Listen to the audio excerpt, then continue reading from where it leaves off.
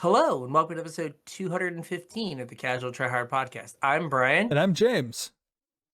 and this week was a big week for the Jund family. Absolutely. The So, Jund father. The Jund father himself won the PT, and we're going to talk about some PT stuff. Also, we talked about it on the pre-show, but I'm going to get in here. James is now Master James, Lord of the Volkswagens. Well, thank you. I appreciate it. He passed his test to be a master technician now. Yep. Got nothing wrong. Yeah, evidently I got super stressed out for nothing. It was a very stressful week, but I crushed the test and got through it, so that's exciting. But the two people I most associate with Jund reached career milestones this week. That is correct. Or last week, so that is pretty good. Good week for the Jund family. Good week for the Jund family. Yep. Jund father and Jund uncle, I guess. The creepy Jund uncle. But you have the better beard, of course. Well, the better beard. I mean, Jund father doesn't have a beard, so this is true. Does have the epic bowl cut though. He does. He got that haircut when he was like 12. It was just like, I'm done. Yep. This is it. It doesn't get any better than this. This is all I got. Yeah, peak perfection. Yeah. Hair perfection. We are done. So we're going to talk about the PT, maybe cards found in the trash. Yeah, if we have time to get to it. And all that stuff. Nothing super important, just kind of funny. Yeah. So, if you have any show ideas, anything that you want us to talk about, or you want to get in touch with us, all of our social media links and stuff are in the description. So check those out and say hi. Yeah, we love hearing from you guys. So reach out however is most convenient for you, and we'll get back to you. We love hearing from you guys. It kind of gives us drive to keep going. So reach out, let us know what you're thinking. If there's anything in particular you want to talk about, if there's anything you want to get off your chest, all the links are down below, like Brian said. If you want to do more than reach out, there's a couple different ways where you can support the show. The first is with our TCG player affiliate link, tcg.casualtryhardmtg.com. You follow that link.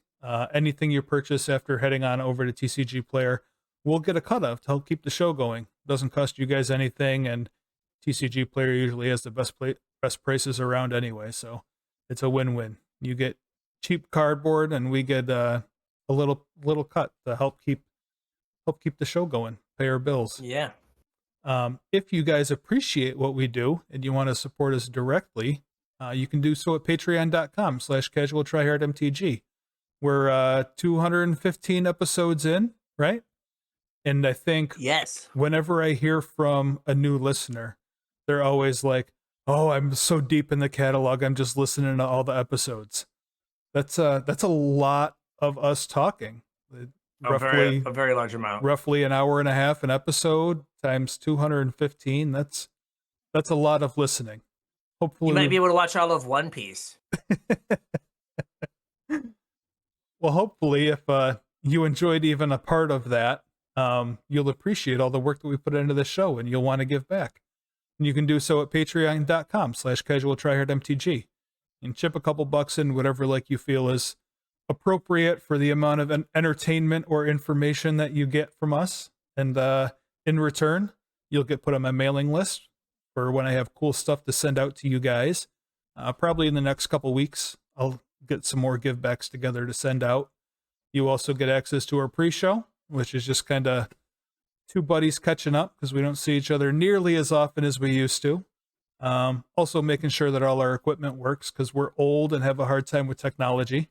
Sometimes that just breaks and we have to fix it before the show starts. But if that sounds good to you, like I said, chip in, support the show. We would really appreciate it. We also have our YouTube channel. Don't forget about our YouTube channel, Casual Tryhard MTG on YouTube.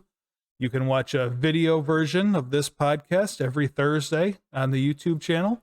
Brian also does usually limited content, but might start doing a little bit of constructed stuff here and there.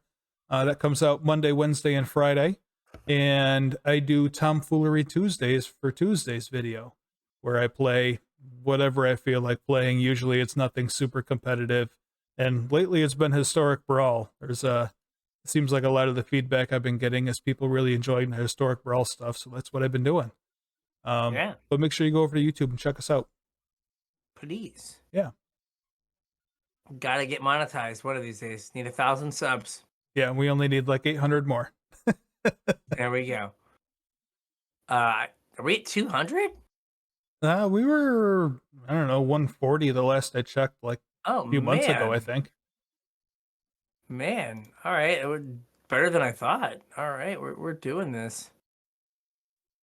So we're gonna talk about the Oh, we have 122. 122. So we're gonna talk about the PT. We're gonna talk a little about the metagame. Frank Carson sent out like a breakdown of like all the win rates for the different decks to kind of like, this is what you used to get to do every week. Yeah. Well, I mean, this is what we started the show doing. Yeah. But first, I wanted to kind of talk vibes. Yeah. So we've talked about the lack of like high level magic and the lack of kind of desire to watch what they try to pass off as high level magic. Right. And I think I watched more of this event than any other event in the last few years. Yeah. Maybe the when Utah won the world championship, I watched a decent amount of that. But I think I had this on all weekend. I think they made some interesting decisions for coverage. Okay. I didn't like, watch any of it. I was off in Volkswagen land doing whatever, so you got to fill me in here. Okay, so first the PT was much smaller than they used to be. It was like 200 and something people. Oh, that is supposed to be like way 400 or smaller. 500. Yeah. So it was significantly smaller. Which from a like I'm at home watching this point of view didn't really change anything for me. Right. Something that they did that I didn't notice until I listened to the Arena Decklist podcast and they brought it up is they did the coverage arena style where they had most of the time, think about all the coverage you've ever watched. There's a player on the left and a player on the right, correct? Yes. There's a player on the top and a player on the bottom. Oh, really? Yep. And Jerry mentioned it, and I went, oh my God, you're right. It was set up differently. I hadn't, like, that hadn't clicked. And did they flip the screen for like whose turn it was? No. It was like your left, right, like you always did. Just up, down, instead. But they just turned it 90 degrees. Huh. So they had like a player on the top and a player on the bottom, just like it's kind of set up for arena. Yeah. But like coverage is usually left and right. Right. Why do you think they did that? I liked Jerry's suggestion of like he's called it an arena-like setup. If you started watching coverage in the arena era, you were watching them stacked on top of each other. Yeah. So let's not give you too many new things at once. No, he didn't say that, but like let's not give them too many new things at once. Let's just say, okay, we're gonna go from arena, from digital to paper, but we're gonna keep the orientation the same as it was for digital. Yeah. So what this led to a lot is you couldn't see like half the person's battlefield. Yeah. Like there were cards like off screen all the time. Yeah. Like it made the vertical space too narrow. Yeah. Well, because screens are wider than they are tall, so you have more real estate. Well, like, but if you think about like Oh, I see what you're saying. Like you could make it go further. Yeah. You could see more of their playmat. Yeah. You couldn't see as much horizontally, Right. but you could see more vertically. And yeah, that's what you were losing stuff vertically. Yeah. Right? Like people's lands were hidden. You know, you used to be able to like kind of like see people's hands. Mm-hmm. You didn't even know they were holding cards like 90% of the time. Yeah. Like you just never saw any of that. There was people were like putting spells, like casting spells and putting it like behind their lands before it like resolved. You'd Could never know never what they see were them. casting. Never. Yeah. If like the spotter didn't say it, like you just couldn't tell. Yeah. So that was odd. Well, And I I don't know if imagine it would also make it weird because like you can really only read one person's cards. Like if the people are side by side like they used to be, Mhm. you can like look at the cards and say, "Oh yeah, that's this," and "Oh yeah, this is this." Like you can decipher the cards, I would think, better than you can if like some are right side up and then half of them are upside down. Yeah. I had had a problem with that, but uh but again, like if you're I'm more enfranchised. Yeah, I've done a few drafts. a few. So like a few. I've only done 9 this time. Uh but um right, like so it wasn't as big a deal, but that is true. Like it is harder if you are like just tuning in. Yeah.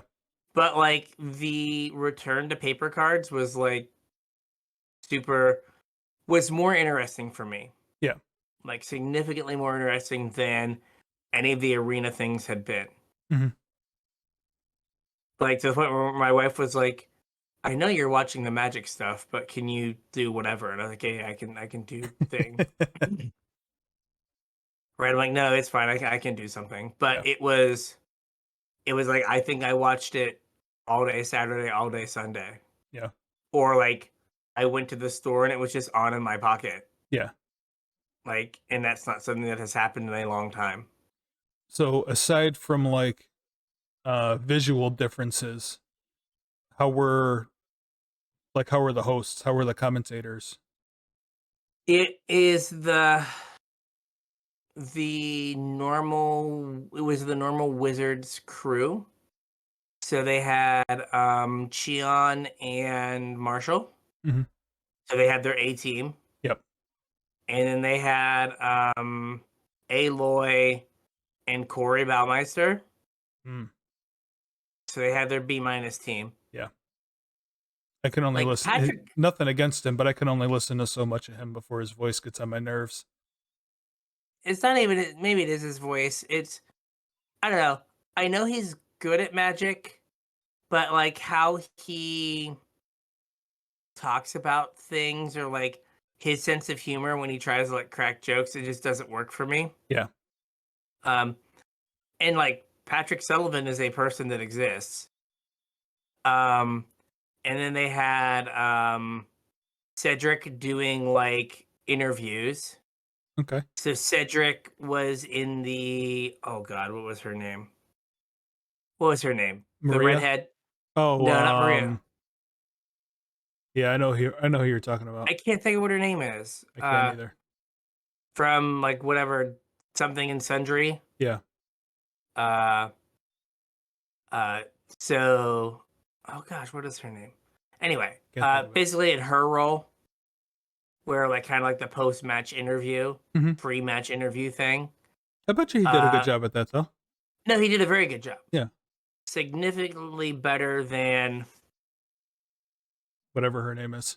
whatever her name is. And like, what's bad is like I watch stuff on Dropout all the time, Mhm. and she shows up like all the time in like their trivia shows and stuff. Yeah. And I can't think of her name. Anyway, it'll come to me at some point, and I'll just blurt it out. But so like he did a good job of that. Then they had like Maria and other people. And oh gosh, Madi Davuti, is that his No. name? I don't know who that is. He started doing coverage not too long ago. Okay. He also is like again like what they decided to do with him like comedy wise to like fill didn't work for me, but like whatever. Like it doesn't all have to be for me. Yeah. I'd like it, but it doesn't all have to be for me. Um so like it was kind of the normal like magic setup. Mhm. So it wasn't so like Cheon and Marshall did a really good job. Corey and Aloy existed, Did a job. did a job, cashed a check. Yep. Um and then Cedric did a good job, and like Maria is Maria, Yep. right? You know exactly what you're getting. 100%. And like Maddie Devoody was fine, whatever. Uh so like on a technical side, it was fine, right? Like I think they should have like, I don't know, looked at how much real estate there was covered on the playmats and got some masking tape Mhm. and been like, your cards need to be in this box. Yeah. Or as like Arena Deck was put it, like they should have like done everything for the size of a playmat Right. and been like, we've got to get this playmat on screen. But I'm sure there's like that like balance of, we know how big cards have to be Mhm. for people to see them. Yeah. So we can't zoom out Yeah. to get more real estate because then people won't be able to see cards. But yeah, that was the only thing that was like awkward. The rest of it was like fine. They did a good job like showing hands and keeping that up to date. They also did a thing that they've not done before, which is there was way less downtime. So the matches were a combination of live and like I guess like live to tape. Okay. So you would like they would maybe cut to the booth or like do like a little like we'll be back in a minute 30 or whatever, Mhm. right? And you'd come back and there would be dice on the decks, Mhm. and that die told you what hand size the person mulliganed to. So Hmm. like they cut out all the shuffling and they would just jump right to Well, I mean like the first hand. that's all right. No problems. Yeah. And then they I mean, sometimes it's would interesting. Like, I guess you really don't ever get to get in anybody's head, but Mhm. if there's good people doing commentary, like sometimes that's an interesting conversation to have, though, to talk through mulligans. But like it would be the first game, and then usually the second they would stay with it and yeah. talk about sideboarding. And then they had a tendency to like they prioritized keeping magic on the screen. Okay. So like they would jump into matches that were like, okay, we're in game 2. Right? And so they would like have their main match, they'd have a backup match, Hmm. and they would kind of cut to it when it was, when they had some time to fill. And I think those were like tape delayed, the second one. Okay. So they could be like, all right, we have 25 minutes left. We can go into game 2 Yeah. and we can get through this before we have to turn over the round or go to the next thing. Hmm. So, other than the like occasional like minute 30 where like they just had like a little time, well, magic will be back in a minute 30 or whatever, it was like always That kept the news action desk up. interview Yeah. or like actual gameplay. That's So there cool. wasn't like a lot of like downtime. There wasn't like, I don't think there was any like 10-minute breaks. Yeah. Um, Mercifully, they only had commercials like when you first started the stream. Oh, that's good. I didn't see any other commercials. So it wasn't like you were watching and then like, you got hit with some weird ad. And I told Apple to not let Twitch like track me. Hmm. So got a lot of makeup ads one of the few times I started. I was like, this is not my jam, but I guess this is what I get. Like, Yeah. it used to be like computer parts in like video games, and now it's like Revlon. oatmeal. Yeah, oatmeal and Revlon, and I'm like, all right, like, fine, whatever. Am I an old woman? I maybe. Well, Um, you got the age right, but you didn't get you didn't get the the whole sex right. demographic. Next time. Yeah. But that was good. So that was very different. Some of the you should watch the I think it was Reed's finals. Mhm. So what was interesting is there were two people that this was their first pro tour, I think, Okay. in the top 8, Oh wow. and they were on the same team on Wow. totally different decks. And so one of the decks, the one guy was playing Boggles or Bogles, Yeah. Bogles, Whatever. and he makes it to the final. And he and Reed are talking beforehand. He's like asking like Reed moved from upstate New York. Yeah. He apparently now lives in Queens. Oh, okay. I didn't know Which he that. told this guy that he lives in Queens. He's like, oh, why? Like, oh, I'm just looking for a change, blah, blah. And the guy was talking to him about, like, the game stores that he plays at. And he's like, dude, you should come to such and such place, game store. They'd be so effing excited if you showed up. And not effing, full on F bomb. Yeah. And, like, Reed and, no, not Reed, Marshall and Paul were like, whoa, whoa, whoa, we're live here. Whoa. So, but like he was just chatting them up like That's cool. before, like you were getting a lot more like there was more like, especially in the top 8, you were getting like a banter and like Yeah. more personality came through, which was nice. Yeah. Also, like someone did something like little and dumb, and a judge got called. Oh, I know what it was. Like, what is that card called? Toxic something. Where it's like 3 and a white, and you have to pick up a permanent, and Mhm. you can make a 1/1 might. Yeah. So the guy picks up his permanent, and then like plays his land, plays his thing, picks up a land, plays his land, Oh. and is like, and was like, he's like, dude, I screwed up. Like they called a judge, and he's like, okay, they like fix it or whatever, and then you just hear like, how many of these before something really bad happens? Right, like just like he's just like, how many of these can I screw up again? Like, so like that kind of stuff was funny. Like, oh, Yeah. like these people actually have to kind of like know the rules and like be able to like keep track of stuff. Yeah. Kind of more like Magic. So that was cool. Instead of like having Arena do it for you. Yeah, but like the pre-match like talking and stuff was like a change. Yeah. Like, oh, we didn't get this before. Yeah. No, that's cool. For Well, years I mean, and years. you got a little bit more of it from Star City than you did from Wizards. Maybe not necessarily the banter, but like I think Star City did a better job of like letting people's personalities shine. Mm-hmm. I mean, And I mean that was all maybe Cedric, but maybe now that Cedric's on coverage, he's like maybe trying to like slowly prod them in that direction. maybe. But yeah, they just like had the cameras and the mics live and just like caught all this talk before some of the matches, or like in between sideboarding. Like Reed was talking to, I think, his semifinals opponent about his first round opponent who like smushed him the first 2 games. Mhm. Like Reed was down 0-2 at the first round of the top 8, and then Claude won Wow. 3 straight to win it.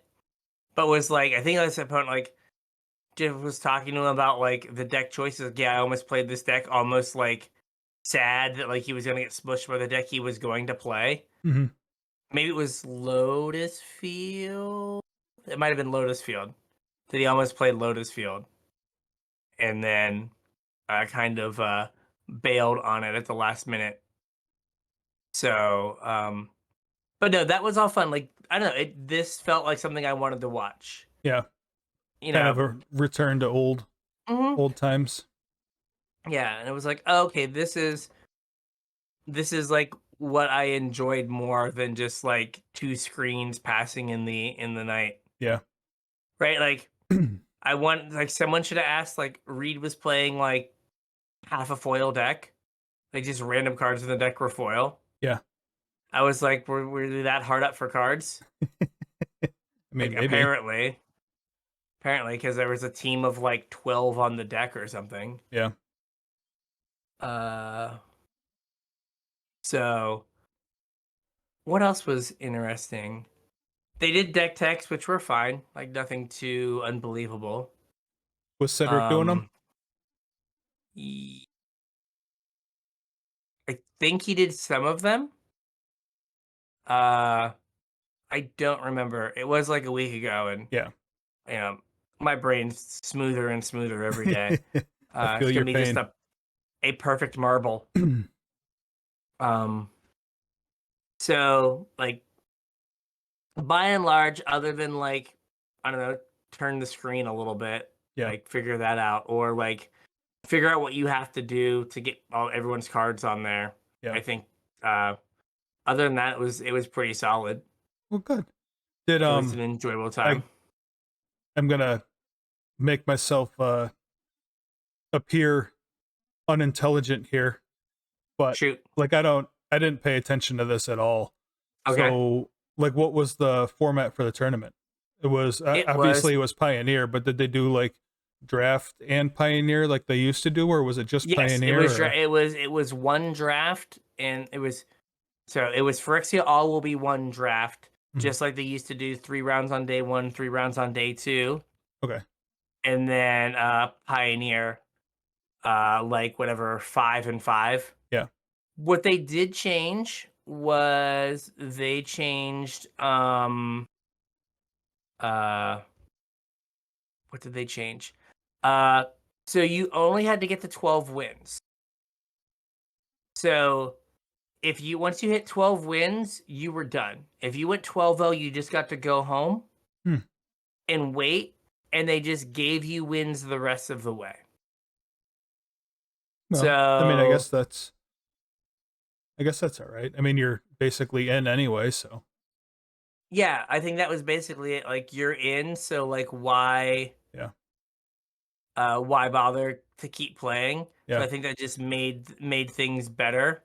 No, I mean, most Uh, of the time, all you like, if you have people that are, guaranteed in, they're just like trading wins anyway, or intentionally Yeah. drawing or whatever.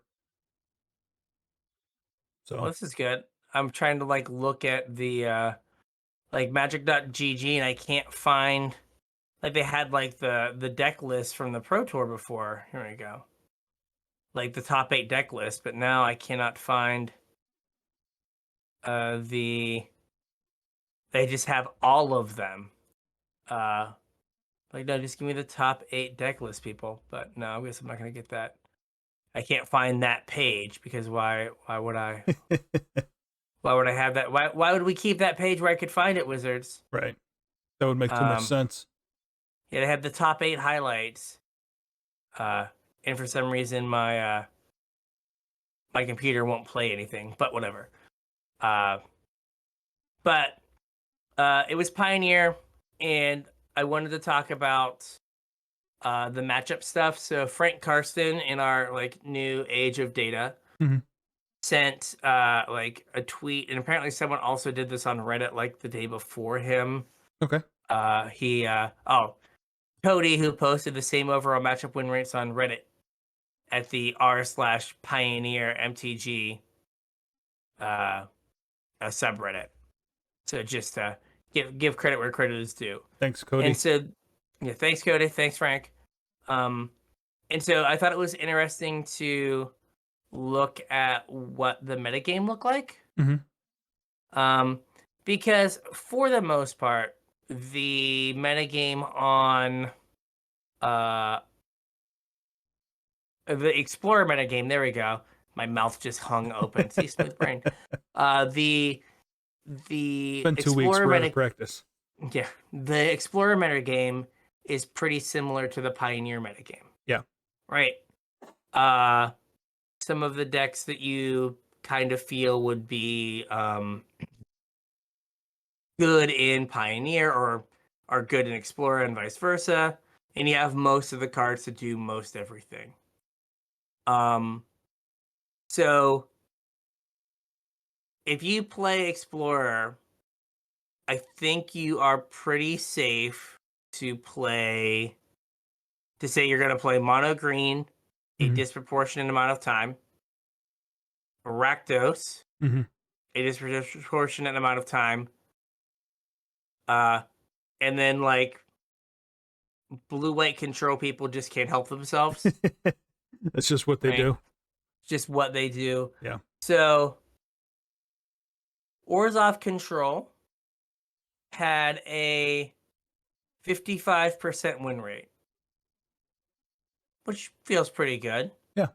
Um, it was basically even with Rakdos. It got unsurprisingly smushed by mono green. Yep. Um, it crushed Gruul vehicles. Uh, was only 3-5 versus Lotus Field, but that also seems like a bad matchup. Mhm. There weren't that many people, and then it had a positive record. It was 3-1 against humans and 5-3 versus creativity. So I guess I should mention the deck that won was Is It Creativity?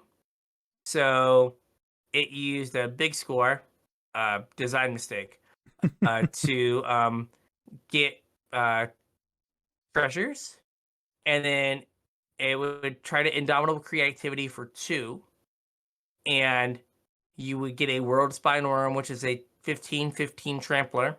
That when it dies, you get 3/5/5 Yep. tramples, and it shuffles into your library. And Xenagos, God of Revels, Okay. The one that doubles I think, power. and gives haste. Yeah. So their game plan was like turn 1 removal spell, turn 2 removal spell, or make disappear. Turn 3 counterspell, removal spell, or like play Fable. Mhm. And in an ideal world, turn 4, um, what's it called? Big score. Turn 5, kill you. Yep. Attack for 30. Um, but it could also just play like this controlling game. So, right, you could see where like blue white control can do good well against. There's literally one spell I can't let resolve, Right. and none of this other stuff matters. I will cast Farewell, and none of this matters. Mhm. So makes sense. But Is It Creativity is what Reed Duke played, and like I think all of Team Channel Fireball was on it. Okay.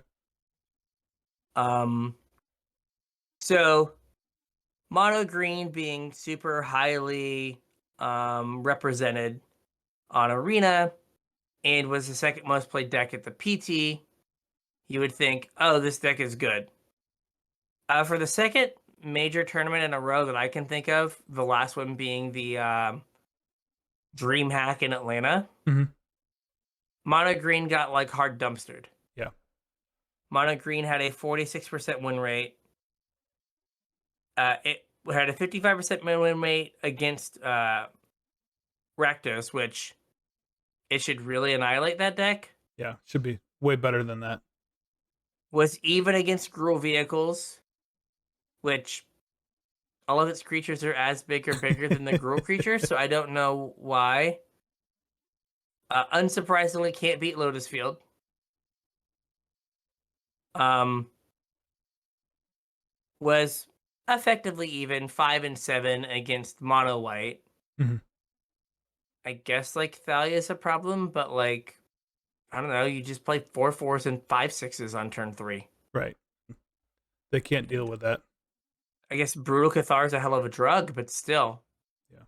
Uh, and then was again 5-7, small sample size, roughly even against Is It Creativity, right? Like that's just can I kill you before you do your thing? Yeah.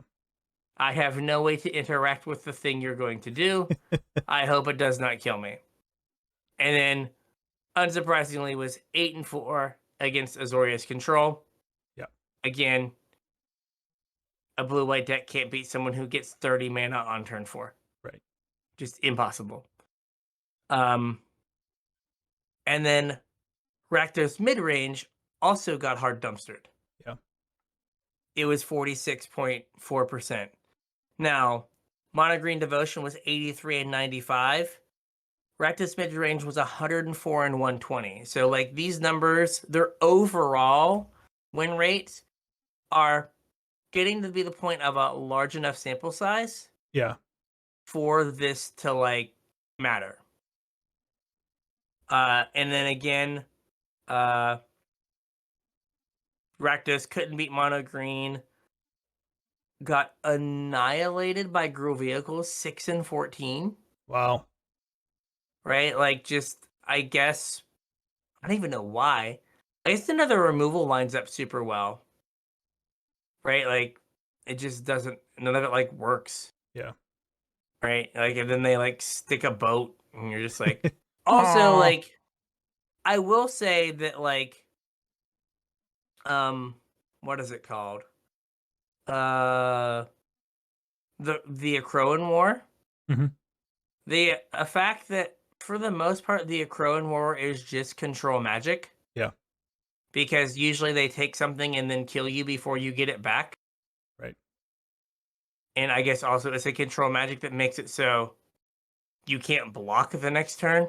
Mhm. So your thing definitely hits you. In red. In red.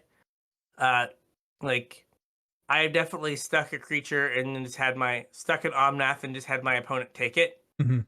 And I'm just like, son of a... So I could see where, like, you play your Shieldred and then it's just stolen. It's just like, oh, well, I guess I lose. Yeah, it's pretty brutal. Even against Lotus Field, which I guess, like, you take out all your removal and you put in all your duresses and hope. Yeah. So Beats Mono White Humans. Imagine that. The deck that is all removal beats the creature deck. Yeah. I'm just And glancing go ahead. down through, for whatever reason, like the data in Frank Karsten's tables a little bit. I know there's more data there, but it's a little bit harder to read than this Reddit post. So I'm just looking at this Reddit post. When you're ready, there's some decks in here that I would like to talk about. Did you find the page with deck lists? I found them by player name. Oh, that's awkward. But I could, like, I don't think there were that many unique decks. Okay. So I might be able to find that. Let me go back to Well, I mean, magic.gg. If there was more you wanted to talk about with matchup wins, we can keep going there. What I was just trying to point, going through that, Yeah. and then, like, the last one for Rakdos. So Rakdos was good against Is It Creativity. Yeah. The Thoughtseize deck is Right. good against the deck that needs literally to draw one of its 4 ofs. Right. And then was, like, even against Azorius Control, which, whatever. But, right, like, the decks that you're seeing the most on the ladder Or perform might actually poorly. not be good decks. Right. Right? And, like, now it might be that because the metagame is different on the ladder, like, you can't play a mid-range deck into mono green. Right. Right? You just get totally destroyed. Right? So, like, if the ladder is mono green, Azorius, and Rakdos, like, mono green, of course, gets overrepresented. So, like, these other decks aren't around to, like, deal with them. So, but, like, it's just weird. And now, so you're watching the PT, and then you hop on Arena while you're watching the PT or whatever. Like you do. Like you do. And what do you see? People just needed permission to play fires. So one person may top 8 with enigmatic fires.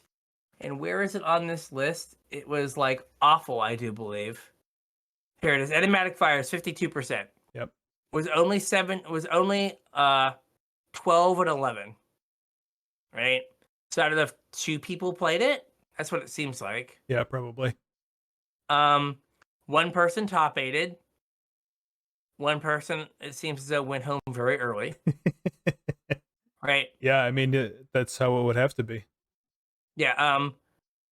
So I think the person who won uh was someone was 6-0 versus Rakdos midrange. Again, a deck that Rakdos can never beat. Right. Like Thoughtseize Scoop, like just can't. No, but then couldn't beat Mono Green. Literally didn't beat Mono Green or Groove Vehicles or Lotus Field. Now, granted, that was 3, 2, and 1 matchups. Yeah. Won one against Mono White Humans, was even against Creativity, one of those being a loss in the top 8. And then didn't beat Azorius Control. Literally, they farmed Rakdos and had a losing record against pretty much every other deck. Yeah. Which is just wild. But like there are other decks that can be played. It's just finding those decks. Did you see what the best deck was? Well, I'm looking at a couple here that I think are interesting to talk about, and that's why I was Okay. wondering if you had the deck lists up. I will. Yes, the best win rate that I see was Greasefang. Greasy boy. Yep. 66.67%. So the team that played Greasefang, they cut a like they were playing No Citrus Supplier. They were playing Vessel of Nascency. Vessel of Nascency. Oh, the really? green one.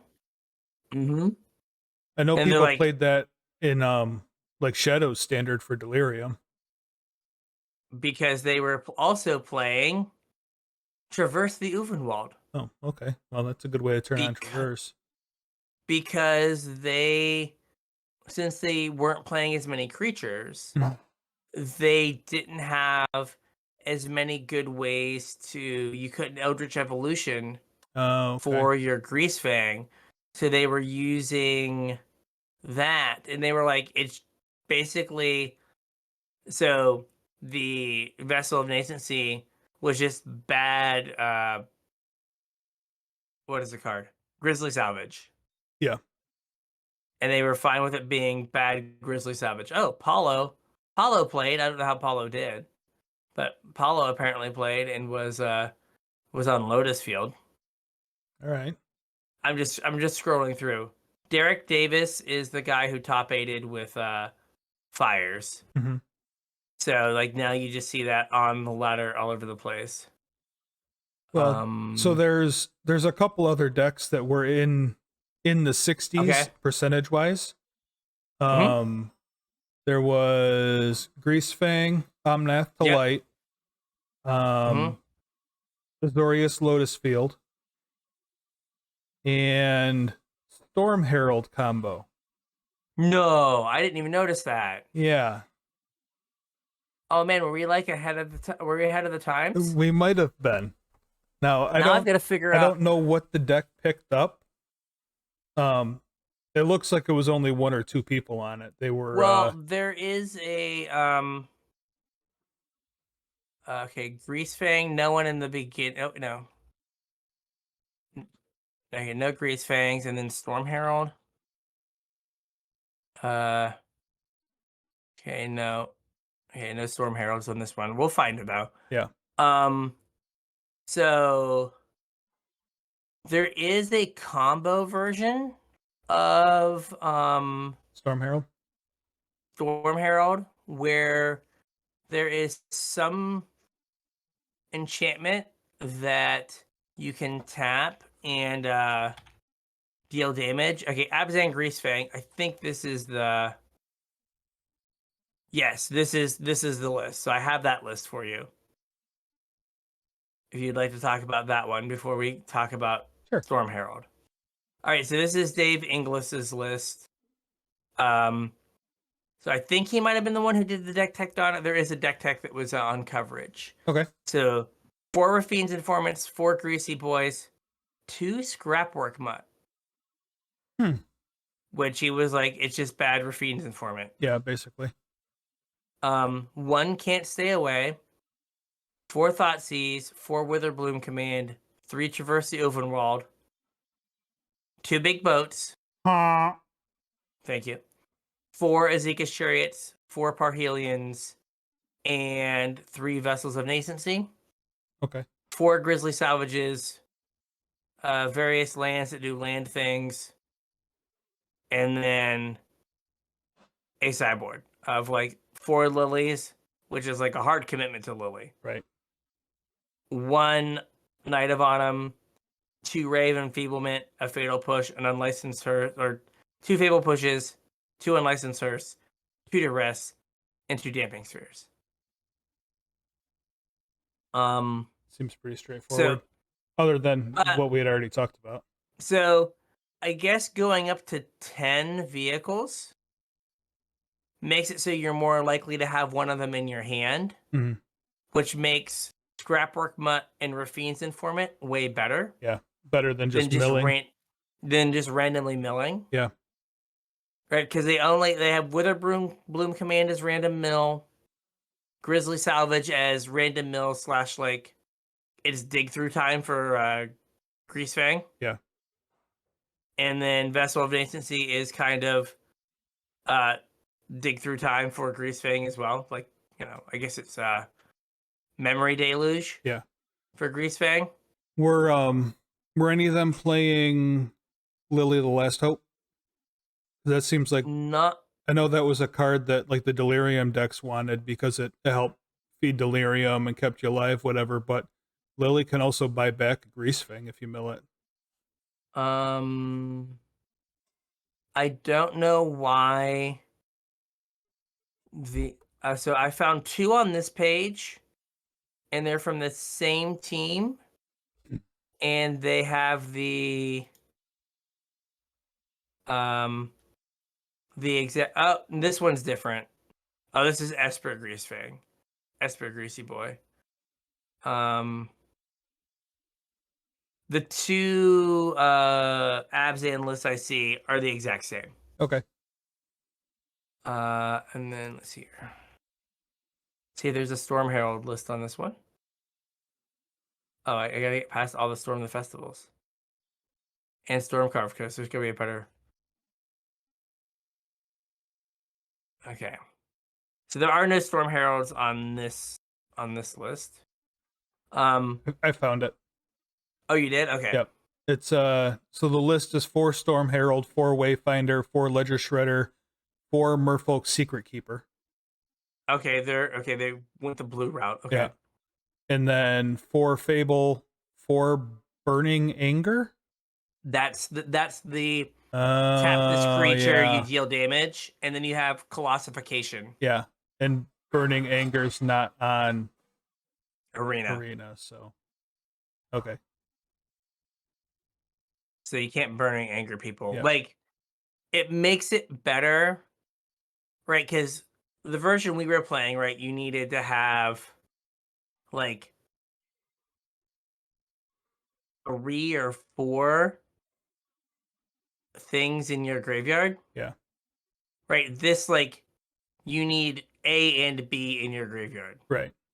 As opposed to like 2 A's, a B, and a C. Right.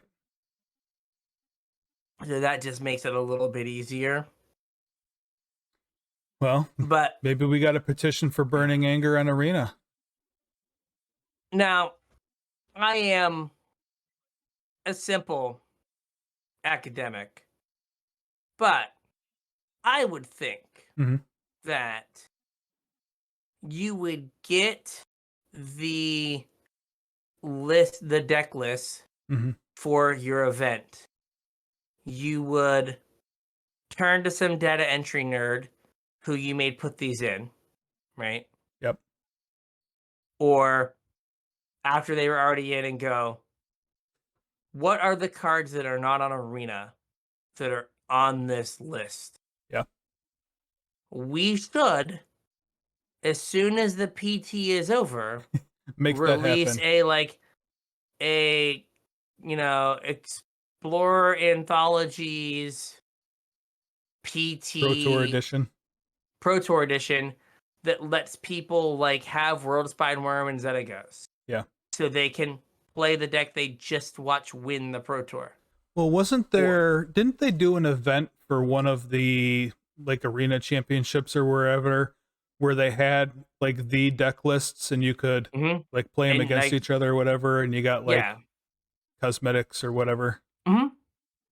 But like you would think that like, hey, people are gonna want to play,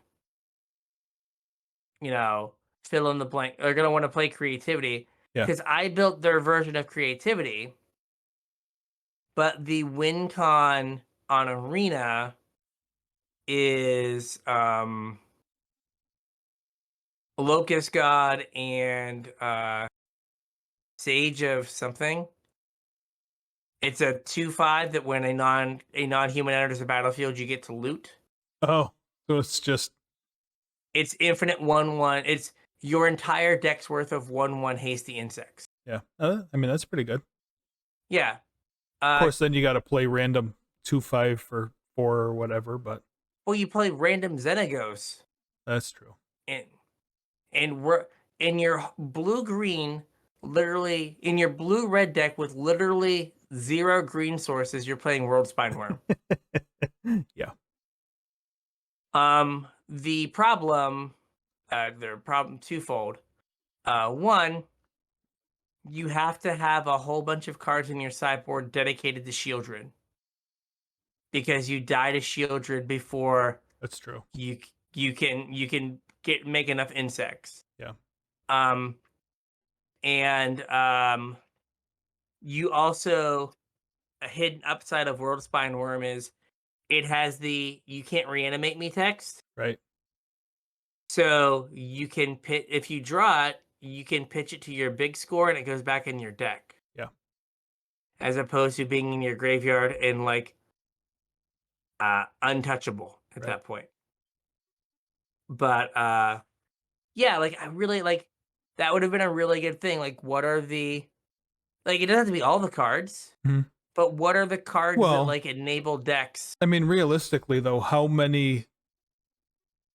And we don't have to like look or whatever, but how many cards do you realistically think are in this entire list that aren't on Arena? 40, if that. Less. I was gonna say 10 to 20. Yeah, Right. and Or at least for things that did well, right? Road Spineworm, Xenagos, Hidden Strings yeah. for Lotus Field. Well, so what I was gonna say is that like you have to submit deck lists for this event. So, and with the new system, like it's all digital tied to your Wizard's ID or whatever. So you already have all of this information prior to the event starting in deck list form in your client.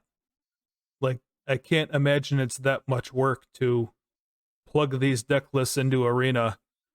You know what I mean? Or maybe run an event alongside the Pro Tour where oh, round one we're we're watching Reed play whatever, and for the next hour here's a deck list. You can jump into this event and play Reed's deck or his opponent's deck. mhm. Or just like for the weekend, or like this weekend. Yeah, There should be, or I guess it would have been last weekend. last weekend. There should have been, here are the top 8 decks from the Pro Tour, or Mhm. the top performing decks, or we picked all the decks in the top 8 plus a couple other decks to round it out. Like you're thinking just like get people excited to get on and play. Mhm. I'm thinking about how to separate them from their money, which Well, I is mean, now you could do it as like a weekend long event where you buy into the event, and Mhm. like I said, you get an hour or two to play whatever deck was just covered. Like Yeah. they could do it. There's no reason they couldn't do it real time. It would make people excited to watch the event. It'd drive people onto the client. I don't know. It seems like a pretty good idea. No, it's great. So I don't know. I don't And know why someone was asleep at the switch for that. yeah, what's this? Azorius Power Stones. I had no idea. Yorion An- starts with Yorion, so Another deck that did well. So you talk about that one. But it looks like it's just Azorius Control. It's So I've played against some version of this. okay. I think maybe where they like play like Stern Lesson, and then you use like the Power Stone to like discard like an instant, Yeah. and then you use the Power Stone to cast your Gearhulk. Yeah, there's no Stern Lessons or Gear No. Hulks in this list. So This what is going on uh with this? 4 Karn Scion Aversa. So Okay. OG Dominaria Karn. Okay. 4th Raven Inspector, 4 Portable Hole, Moonsnare Prototype, Reckoner Bankbuster, Prophetic Prism, Might Stone, Weak Stone, Glass Casket, Static Net from Brothers War, Okay. Supreme Verdict, Disruption Protocol, Metallic Rebuke, Jwari Disruption is the whole deck list. There's not a lot of Power Stony stuff going on there. Plays 4 Might Stone and Weak Stone. Okay. I mean, that is like finish removal spell that is also split card, draw 2 cards. Yeah. Well, it's good to bounce with Yorion too. Oh, yeah. Kill something and then blink it and then draw 2 cards later. Yeah. Yeah. And I guess if everything's an artifact, your Karn's pretty good. You just make Karn Structs. I don't know. That seems like a weird. It didn't do very well. I just thought it was. So the deck interesting. Reed played in the finals, Mhm. and if you guys weren't listening, they brought this up on the show. Was he played against Bogles, green white Bogles? If you're a long in franchise Magic player, you know that Reed made the finals of the World Championship against the Israeli Magic player. Oh, It's like right on the tip of my tongue. I've done really bad with names tonight. Yep. It's been a long couple weeks. Yeah. Gosh, what is his name? Anyway, with and he was on Jeskai Control, and Reed went up 2-0, and looked like it was going to be easy mode, and then lost 3-2. So the roles were reversed. Reed was on the blue-red based like control-ish combo deck, Mhm. and his opponent was on Boggles. So,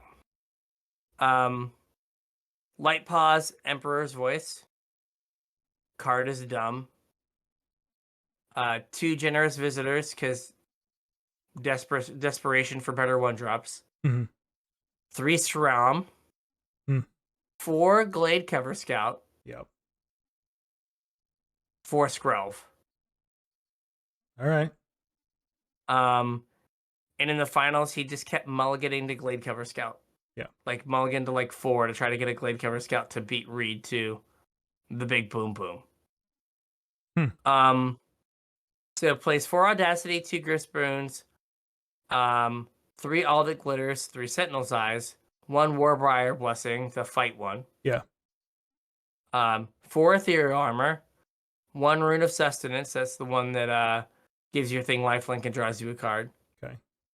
1 Alpha Authority, your creature gets hexproof and can't be blocked by more than 1 creature. 3 Carduche of Solidarity. Now I skipped a couple. Hammerhand. Okay. It's red. It's red. All these other cards are not. And Kaya's Ghost Form. It's black. Yeah, but you get them with Light Pause, right? Yes. Because no matter what you cast, you just get it with Light Pause. The deck also plays 3 Mana Confluences. Oh, okay. Cross your fingers. I mean, it gives you more, like, they're maxed on 4 Temple Garden, 4 Pathway, 4 Razor Verge Thicket. So, like, the Mana Confluences just give you more turn 1 green sources. Yeah. And if in desperation mode, lets you cast your Hammerhand. I mean, that's kind of cute, though, Hammerhand and Light Pause.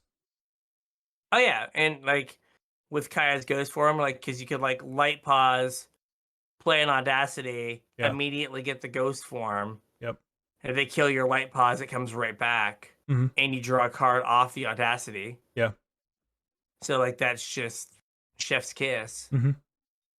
right? But like, you know, I don't know if I'm a huge fan of it. I have had Bogles built in the past, but like Blade Cover Scout, there's like hardly any programming with that. Like Yeah. green 1/1 is on the client. Just slap hexproof on it. That's an ability on the client. Yeah. We are done here. And so just that and Hammerhand are the only cards not on? Uh, Alpha Authority, Oh, okay. which you can probably get away with not having. Yeah. Yeah, but everything else is on the client. Yeah. I don't really care about the sideboard, but yeah, I mean, but everything's pretty much that's all yes. on the client. Yeah, it's just Hammerhand and Glade Cover Scout, like Yeah. 100%. Like just put Glade Cover Scout on the client. And this deck And like I exists. said, yeah, and like if you don't have Alpha Authority and Hammerhand, you can do something else, right? Hammerhand just becomes another Griff's Boon. Yeah. Well, I don't know, like giving it haste is that seems relevant. It doesn't. Oh, okay. It does get haste. Yeah. Fair, fair. I was thinking of the can't block thing, but like that's not a huge difference, right? Like we all kind of make Yeah. some concessions on Arena, Mhm. but like having this deck would be really good. You know, it's not the most fun play pattern, but like if it's like Oh, if it you does have something to escape push mono velocity. Arena, Escape velocity is most of Hammerhand. yeah. The Orzhov Auras deck is playing that. Hmm. And like Hammerhand might have been the right choice Yeah. because escape velocity is like can't is just haste, right? +1/+0 in haste. Okay. So like I could see where Hammerhand is better Mhm. just for the can't block, but yeah, like why? I don't Escape know. I just feel velocity like you can escape though. true, true. I agree. Um, but like I don't know, something's gone kind of wrong in your auras deck if you have a bunch of cards in your graveyard That's because they're true. just supposed to go on a thing, Right. and then your opponent's supposed to die, Yeah. like in that order. What is it? Gotta put some pants on and go to school. That's right. If your pants are in the dumpster, you've not made it to school. Put him on the bus. Put him on the bus. Get him to school. That's right. Uh, Omnath to light. Like, why isn't Bring the Light on? Like, Sylvan Carrier and Bring the Light. Get on the client. Let's go. Sylvan Carrier does not? Nope. Feels like that Uh, should have been already. so funny seeing Slaughter games. Yeah. It's like, oh yeah, that is still a Magic the Gathering card. And like, chain to the rocks. Let's chain people to some rocks. We have like chain to the basic now. Mm-hmm. Let's chain to the rocks.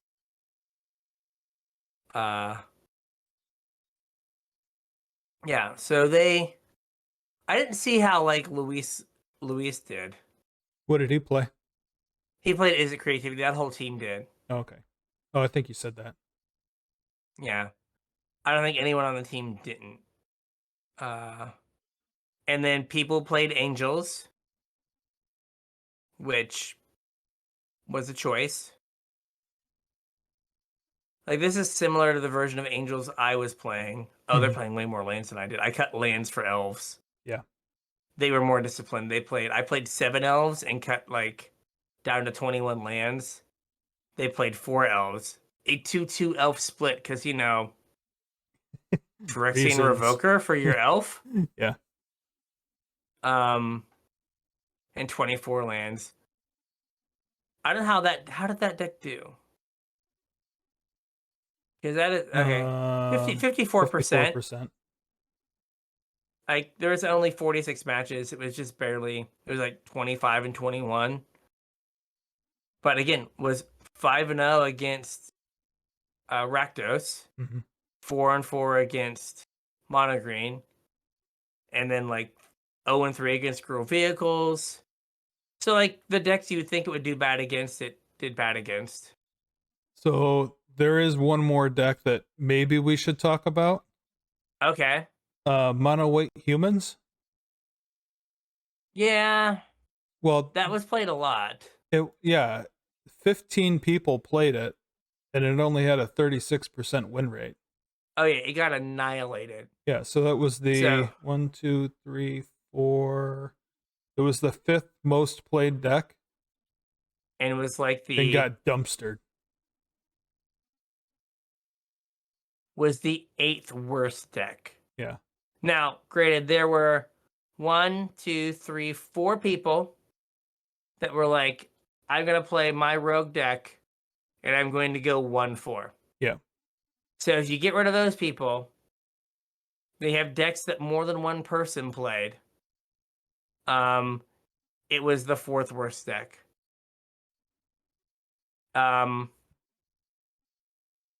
Was bad against Rakdos, 8-11, which again, the deck full of creatures against the deck full that is just a pile of 2-for-1 removal spells. Yeah.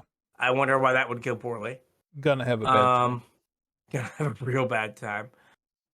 It was slightly ahead of mono green, but I almost feel like that's like almost luck, right? Like you have, like they play their 4-4 and you have to have your Brutal Cathar. Brutal Cathar, or you just aren't attacking for 3 turns, Right. or your Skyclave or whatever. 3-9 against Girl Vehicles can never beat a boat. No. Get honked on. Honk, honk. Over and over and over again. Lotus Field combo. Like, I think they have Thalia and, oh gosh, the Spellbinder. 2/3 flyer. Well, they have Spellbinder, right? Maybe? No, they're not playing Spellbinder. Yeah, I didn't think so. Whatever the Archon. Yeah. Archon of Emeria? Is that the guy? This list isn't playing that, but maybe a different one is. Yeah, I thought they were. Or at least they could. Yeah. But like, yeah, the hard combo deck against like the white weenie kind of destructive aggro deck. Like it can go well or it can go poorly. They were 1-3 against Is It Creativity. Again, it's Rakdos, but with a combo finish. So makes sense. And they're 1-3 against Azorius Control, the Supreme Verdict deck against a bunch of little nerds. Yeah. What could possibly go wrong? I like it is right. It is just an aggro deck of like, I don't know, if your opponent gets to like turn 4 or 5 and things aren't looking too terrible, they win the game because you just can't. Or if you or if they play a 4/4 and you don't have a Brutal Cathar, like GG's, like you can't win. Yeah. It's like I resolve an Omnath, play a fetch land, play a whatever it is. Gosh, I can't remember anything now. Fabled Passage. Play a Fabled Passage, and then gain 4 on your turn, fetch, gain 4, can never lose. Yeah. Like, okay, neat. So yeah, I can see that, but like, yeah, like being the 5th most played deck, because it was 34-60. Yeah. And like its only positive matchup was mono green, and I don't know. Like Wasn't even like that being positive. Yeah, being 7-5 is you drew a Brutal Cathar when you needed to. Right. First, like if there was a plains on top, you died. So, or vice versa, like, oh, if they draw a Nykthos, you lose, but they drew a forest, so you won. Yeah. Right? Like, that's not a big enough sample size. But, like, almost 100 matches is big enough to be like, this was a bad choice. Well, I mean, obviously it was a bad choice. 15. Becca Scott. Yes, Becca Scott. I was just There going to we go. ask you, we're getting ready to wrap the show up, and you made a comment about your memory. I was just going to ask you if you had remembered her name yet. Becca Scott. Good job, Brian. Oh, now I just have to remember the guy who won the world championship 3 times. From Israel. Shenhar. Shahar, yeah. Shahar Shenhar. There we Yeah. go. I'm back, baby. Just in time to wrap it up. Going through this matchup stuff, I think it's important because you get to see some decks that you might not be thinking about. I know they're not all on Arena. Yeah. There is something that like I think the Abzan Greasefang, it's built totally different than what you've seen on Arena. And I know that like I think Vessel's on there, but not Traverse. Well, I mean, Shadows Remastered should be soon, so yeah. Which please, like, let's get me out of 1. Yeah. Because like I can draft 1 deck, and I win a lot with it. But anything else, not so much. Oh, I did want to like pump you up because gosh, what is it? Limited resources declared red green oil the best archetype by far. Did you freeze? I lost your audio for a second. Sorry. As limited resources declared red green oil the best archetype by far. Mm-hmm. Excellent. They said that's all they want. That's all they want to be is like red green. See, is like the best thing. Or Marshall's like, I've taken more crawling choruses than any other card. I'm like, yep, that's all I draft. Crawling chorus because it's a 2/1. Once in a while, I feel real smart. Yeah. And they were like blue green's bad and whatever. But keep in mind that these decks were good in a 200-person tournament where people spent 2 weeks trying to figure out what the metagame was going to be, and then how to break it, and then how to approach it. Yep. And right, so if you can put together the version of Abzan Vehicles that is like that was like the PT one, you're gonna probably do pretty well on the ladder, playing against like Rakdos and Mono Green Devotion. Like they don't have its, what is it called? Enigmatic Incarnation. Yeah. Thing. Matchup. Well, which is another deck that's popular. That was only 2 guys played it. Yeah. 3 people played it. 3 people played it? Yeah. Yeah. So, but my point being, like, yes, these decks did well in this particular format, but that doesn't necessarily mean that the best deck in Pioneer is Abzan Greasefang.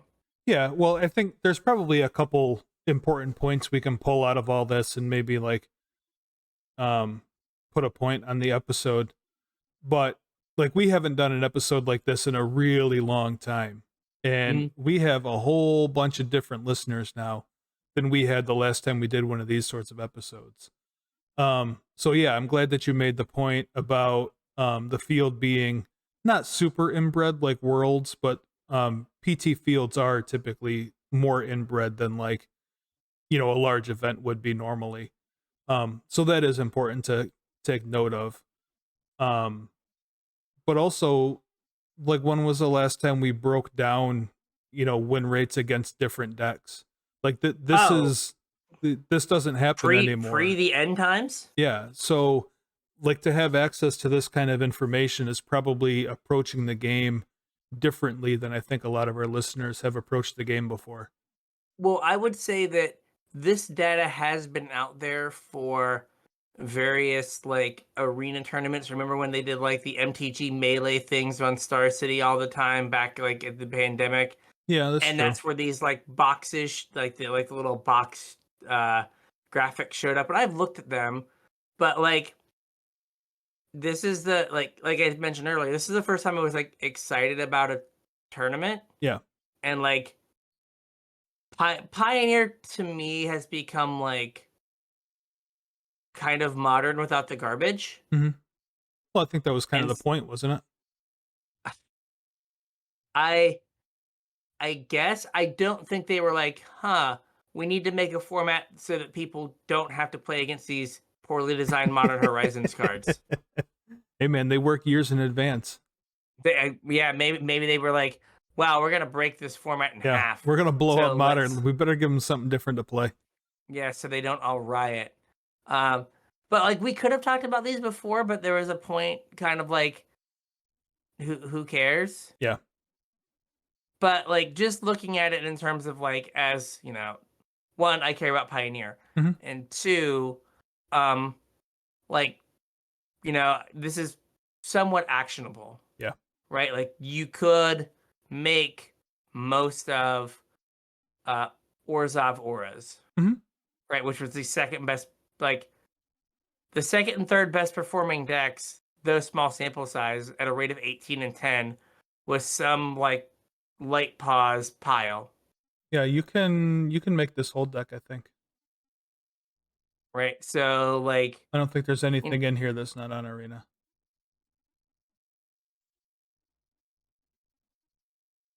Griff's that's Boon, fine. maybe? Is that on? Griff's Boon is on Arena, right? I think so. Like, Yeah. This whole deck is on Arena. yeah, so like you can, right? Like this is actionable. Like if you like that kind of play pattern, Hmm. like it is a deck you can play on Arena tonight that you may have missed because you didn't look at it Yep. or didn't like look at the list. Oh, it's here. Abzan, Selesnya. So there's Abzan auras, which is, oh, that was interesting. So Selesnya, sure. Illuminator Virtuoso as their 2-drop, Hmm. and Abzan auras. Uh, Good job, Arena. Good job, Wizards. So there's Zealot's Conviction. Okay, I don't know that one. They only have the art card. They don't have the actual card. It shortcuts to the art card. Uh, Okay. Target 1 mana flash. Target creature gets +1/+1. If they're corrupted, it gets +1/+0 Oh, yeah, and yeah, yeah, yeah, yeah. first strike. Yep. Which From Brothers. why? Or from one. Yeah, Yeah. but why? I don't know. Like you're not. It's just 1 mana +1/+1 in white. Like Griff's Moon's better. It's Yeah, I'm weird. not that is weird. Unless you need to like flash get your Kaya's ghost form. Oh, that is a good point. I guess you could do that. You could Yeah. flash, get your Kaya's ghost form. Yeah. Good job. Good job, podcast partner. That is a good idea. Hey, no problem. Once in a while. Bant auras for staggering insight. So all these decks are the same. Yeah. Except for like Whatever they you're all have splashing like for your light pause shenanigans. yeah, but like this one has staggering insight and 2 illuminated virtuosos in Paradise, which has more creatures. Yeah. But like, a Paradise Druid with a Sentinel's Eyes on it is hexproof It is. forever. Yep. Oh, this person didn't have what's his name? The guy. Strom. Oh, okay. Weird. That is weird. But like you can like these are all decks that like I've not really seen on Arena. Mm-hmm.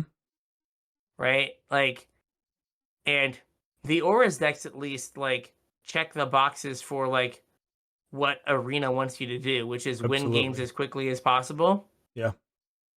And right, like great, like oh You had a Shieldred's edict. It was good. It was a good time for me. I guess I'm gonna go now. Yep. SpongeBob meme your way right out of there.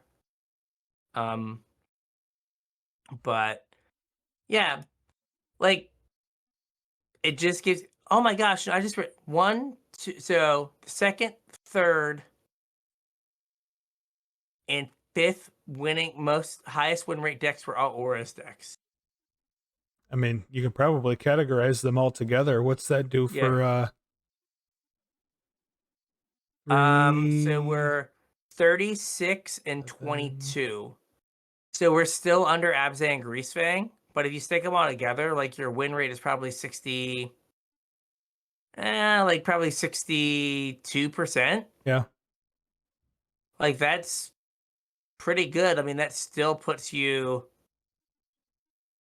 yeah, that probably makes it the second most winning deck as like a chunk. Yeah.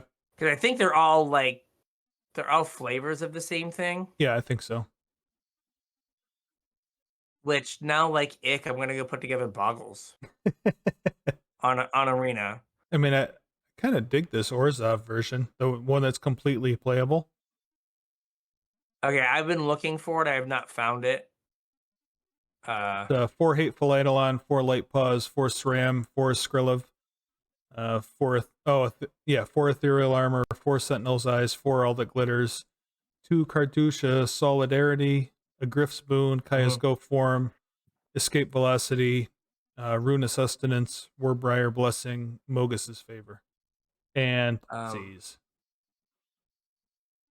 So that is, remember when the first Pioneer Pro Tour? Yeah, where the guy just like the guy who always plays like wacky decks. Yeah. It's close to that deck. I mean, he didn't have Light Paws. Not well, it wasn't a card then. Well, that's what I mean. Yeah. But like the hateful, here it is. Hateful Eidolon, yeah. A fourth Thoughtseize in the main, yeah. That's always good. My kind of guy. Ben. Yeah. Yeah, like escape hammer hands not being on there, like escape velocity does like an awful lot of the same thing. Yep. Yeah, and like hateful Eidolon is like a as a thing to like it doesn't have hexproof. Like it'd be better as a what's he called? Blade cover scout. Yeah. But the fact that if it does die, you just get to refill get all your auras back, yeah. Yeah. Or get like draw like a whole handful of stuff is pretty good. So they had this, yeah. It's so funny. There's like Orzhov auras, and then it's like a green card and a red card. It's like, oh yeah. Yeah. Oh yeah. Interesting. But Fiend Slayer Paladin? Oh my god. Pro black, pro red. Like just the hard stomp on Rakdos. Rakdos. Like yeah. It's basically a Bogle. Yeah, you just play that and you're just like, good luck. Yep. It already comes wearing First Strike and Lifelink. I hope you have some It already edicts. comes with 2 auras. Yeah, and it's only Like, from your opponent, so you can still suit it up with your escape velocity. oh, yeah, it can't be targeted. So it's not protection. It's like weird knockoff protection. Yeah. You can still put your Kaya's Ghost form and your escape velocity on it. Yeah, that's good. Yep. Yeah. And why would they have Tomic? Yeah, I don't know. Well, can't play lands from graveyards. That doesn't stop. No. Well, what's it called? Do they go to do you reveal the cards for Cavalier? I'm not sure. Or do you put them in your graveyard and then you pick one? I think you reveal them. Maybe I'm not. The internet knows. The internet knows. This is what people came for, is us learning the internet. Reveal. Reveal. Okay. Yep. So yeah, so it doesn't even stop that. So I don't even know what Yeah, I'm not sure what that's Comic for. was for. I'm sure they thought about it much longer and much harder than we are in this Probably. instant. They're probably a lot more checked in than I have been lately, so. Yeah. Oh, excuse me. Oh, it's for Lotus Field, right? Oh, can't be the targets. Yes. Yeah. Yes. I for some reason that first block of text, I just shortcut to it's to stop Nissa lands so Yeah. they can't get counters, and it's not that they can't get counters, you just can't target them. Yeah. Yeah. It's for Lotus Field. Yep. Hmm. So yeah, like this would be interesting to play. Might have to Yeah. we don't have the red black hammer in the sideboard, but Right. what are you gonna do? But everything else, yeah. They only print dead weight like every other set now. Maybe eventually we'll get the Fiend Slayer. Yeah. But like going through this, right, there's so many like it's just so few things that you need. They could have just put them on the Yeah. on the client, and then people would have like wanted to play them, so they would have bought the cards. Gotten excited. Yeah. But we can't So have that. maybe Wizards is listening and you should listen to my idea. I think it was a good idea. Yeah. Hey, we have good ideas, Wizards. Like, Yeah, please listen to send us. money to. Send cash or check. Just make the game better. At this point, I Yeah. don't even care. Just make the game better. You're doing Hey, if lots of people are things to throwing make away it worse. pallets of Modern Horizons 2 cards, throw them away in my driveway. Well, yeah, that too. Yeah, just drop them off. I will crack 6 pallets of packs if need be. Yep. I need some pitch elementals Take a week or two off of work to sort that. and then sell them. Yeah. Yep. What did you do this summer? Well, you see, Have my students in the lab doing research, and I'm just surrounded by cards in my office. Why let's did the count the grant paper get written? cuts. Yeah. Why didn't your grant get written? Well, you see, I made $50,000 on pitch elementals. It's great. And Ragavans. And oh god, monkeys. Yes, so many Yep. monkeys. And fetch lands. Those got super ridiculous cheap. No, they came back up some, didn't they? I don't think. Like it was I went and looked them up and was like, oh man, I took a bath on these. I think Scalding Tarns might be 20.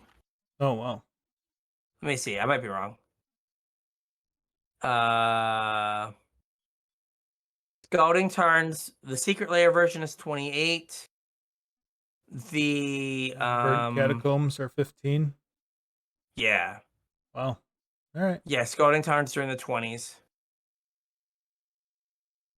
Like the Zendikar Expeditions, Yeah. $35. Wow. Yeah, Not for 39 is the new marked. ones, not the originals, right? These are the no, Zendikar Rising Expeditions. Okay. Yes, the original ones are still 300. Yeah. But no, they're 260. Yeah, but still significantly cheaper than they used to be. Yeah. Modern Horizons extended art ones are $21. That's nuts. Yeah, it's like wow. It's like, well, yeah. So if you're gonna buy cards, unless you're gonna play them, if you want to have any value out, as I was talking about my sweet store credit, it might be a reserve list or bust. Yeah. Because that is crazy. From where they were not too long ago. Hmm. So yeah, they were $35 last March, and they've done nothing but go down. I can't see more than that. Yeah. Well, I mean, So part of that, I think there's a couple of reasons for that. Part of it might be the decline of modern, mhm. and also like I think Wizards pushed a whole lot of people into proxies with Magic 30, so Yeah. people that would have normally been buying them either aren't playing Modern or are proxying them for Commander, so. Yeah. All right. So with all of this, do we have a show? We have a show. Uh, if you are also pro paper Magic coverage, let us know. You can reach out to us on social media. All those links are in the description. And like, let us know what you want us to talk about next week, because I don't know how much more Magic products are going to get thrown away. Yeah, we didn't even talk about that. Maybe we'll talk about that next week. Yeah, we'll save that for next week. Yeah. If you're looking to support the show, instead of throwing your money in the landfill like Wizards does, you can throw it at us in two ways. First of all, by using our TCG player affiliate link, tcg.casualtryhardmtg.com. Anything you purchase after using that link, we'll get a percentage of that help keeps the show going. If you want to support us directly, you can do so at patreon.com/casualtryhardmtg. Patrons get access to our show notes, they get access to our pre-show, and you get put on my mailing list. If you like what we do and you want to give back so I can give back, hit us up on patreon.com/casualtryhardmtg. You got anything else? Nope. So with that, we'll catch you on the internet. We'll catch you on the internet.